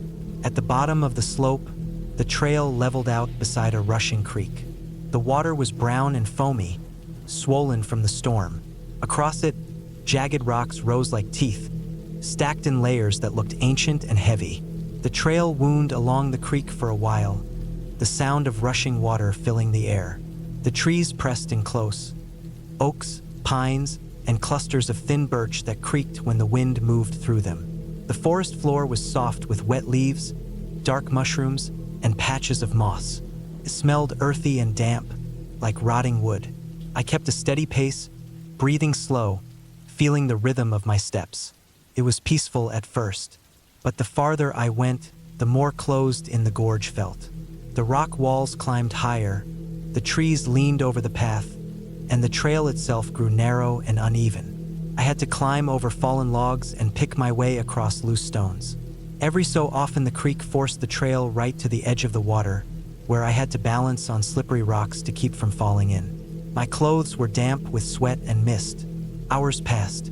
My phone had no signal, which I expected, but the silence of it was strange. I was used to checking the time or taking photos. Instead, I relied on the sun overhead to track the day. By noon, it was hidden behind thick gray clouds, and I felt the air grow cooler. The trail markers, small blazes of paint on trees and rocks, were spaced far apart. Sometimes I had to stop and search for the next one, moving in circles until I spotted the faint patch of color. Each time it happened, a flicker of unease ran through me. The gorge twisted deeper, and the path rose steeply up a hillside choked with roots. By the time I climbed to the top, my legs burned and my throat was dry. I stopped, pulled out my water bottle, and drank half of it in one go. My breath steamed in the cool air. When I looked back, the creek was far below, just a dull roar. Ahead, the trail vanished into a thick stand of pines that seemed darker than the rest of the forest. I pushed on, telling myself I was still fine. The pines closed around me, muffling sound. The ground was soft with needles, swallowing the noise of my steps.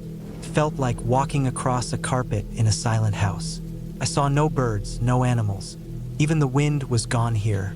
It was so quiet that I heard my own heartbeat in my ears. The stillness pressed down on me. The trail dipped again, winding downhill between the trees, and then it suddenly ended at the edge of another creek. This one was narrower than the first, but it was running fast, full of swirling brown water and broken branches. A large tree had fallen across it, slick with moss, forming a kind of bridge. The trail marker was painted on the trunk, pointing across. I hesitated. The log was wide enough to walk, but it was wet and slick. The water below churned violently. I told myself I could do it if I took it slow. I stepped onto the log, arms out for balance, and inched across. My boots slipped once, and my heart pounded as I steadied myself, eyes locked on the far bank. After a tense minute, I stepped off safely on the other side. My legs trembled. The path climbed again, winding between rocks. The gorge grew narrower, the walls pressing close. The sky overhead was just a thin strip of gray. I started to feel trapped, as if the walls were closing in behind me. My pack felt heavier, my shoulders sore. I had only packed for a day trip: water, a few snacks, a map, a flashlight, and a small first aid kit. Enough for a normal hike, not for trouble. It was around then that I realized I hadn't seen a trail marker in a long time. I stopped, turned back, and scanned the trees. Nothing. I moved forward a little, searching. Still nothing. The trail itself had become faint, just a thin line of trampled leaves. I walked in circles, eyes darting across the rocks and trunks, but the blazes were gone. A sharp unease settled in my chest. I pulled out my folded map, tried to match the bends of the creek and the shape of the gorge to the paper, but nothing lined up.